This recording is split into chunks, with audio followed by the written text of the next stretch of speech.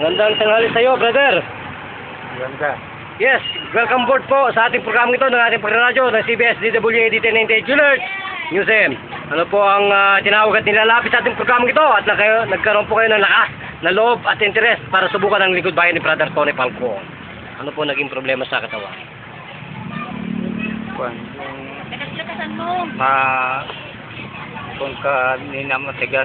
Matigas po ang buong katawan. Oo. Kung sabihin nagkaroon po kayo ng stroke, ganoon.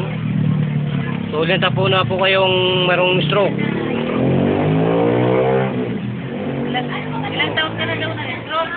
30. 13. So, sa 13 years po na stroke, wala po kayong nakitang ganitong usguang na therapy na pabaliktad ang therapy, gano'n. Wala. So, alin po ang mas mabisa? Yung po bang physical therapy ng Western ng ating mga hospital na yan o ito po ang aming inilalabas ngayon na nanggaling po sa mga Forbidden City ng mga masters po ng Korea at Japan? Mas maganda ngayon ka anang kuminsan nakikiliti. Kiliti po, gano'n. So, nasaan po yung hirap na itaas ninyo ang inyong mga kamay na yan? Sige po, itaas po ninyo. Ayan, medyo mahina pa po ha. So, nasaan po yung hirap na itaas ninyo? Ito. Ngayon po, gano'n po kaginawa yan? Ako na. Taas na. Naitaas na po, may power na po. Kanina medyo mahirap. Pero mahirap talaga yan. Mahirap. Pero ngayon na. Nataas na po. Oh, dapat makita po yan ng ating idol dyan sa TV3, TV5, T3. Para po sila po ay suportahan ang programang ito. Hindi lang po ang Lingkod Bayan, kundi ang T3 Brothers ko. Idol ko sa lahat yan eh. Oh, kasamaan po yan ang ina-idol ko dyan sa Lingkod Bayan. Tony Falcon. So, kayo po ba ay naligayan sa ginagawa ninyong yan? At natanggap ninyong kagalingan, brother? Bakit po naman kayo nasiyahan? Kasi kaysa mapunta sa Bako na. doktor na mapagkong kami, magaston pang marami.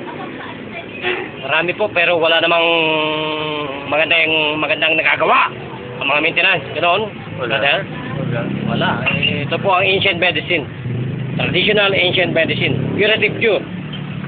Na kahit sinasabi nila yung mga heart attack, hypertension, bawal i-touch. Pero kami po ang killer niyan. Kami po ang assassinator ng lahat ng klase ng sakit.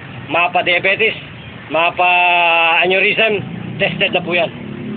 Leukemia, tested na po yan. Kailangan mag-ingat ang mga leukemia kasi po pag kayo nabago, muli, magkakaroon po ng pagsabog ng dugo ninyo, mahina pa po ang inyong hemoglobin, pwedeng magtagal. Yung autoimmune system, mahina pa. Kaya pag kayo po gumaling sa diabetes at saka sa lahat po ng klase ng sakit, mag-ingat po kayo, huwag kayong mabagok. So, buhay na buhay po ba ang Panginoon sa inyong harapan, brother? Oh. Kung gano'n po, magpukay at magpakilala sa bansang Pilipinas ito, sa buong mundo. Ano pong tunay na pangalan? Daniel Bobby. Daniel. Bobby. Borby. Ilang taon na po kayong gulang? Puna 54. 54. So, muli po, ilan po kayong taon pinahirapan ng ganyang stroke? Marami. 13 years po. Oh. So, ngayon po kayong nakakita ng mahimalang usguang therapy. Ano pong masasabi niyo sa ating kalusugan? Mas maganda ngayon. Baka gusto po ninyong tumayo at makita po ninyo kung gano'ng kagaan. Sige po. Ayan. At magano po kayo? Magmarcher ng Hitler. Ganun po. Ayan.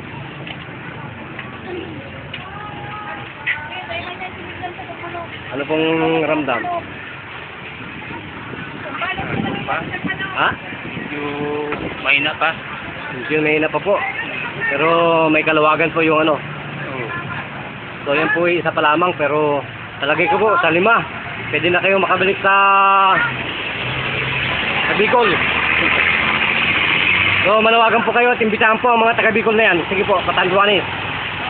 Sige po. Nawagan po sa mga kababayan ko sa Katanduanes.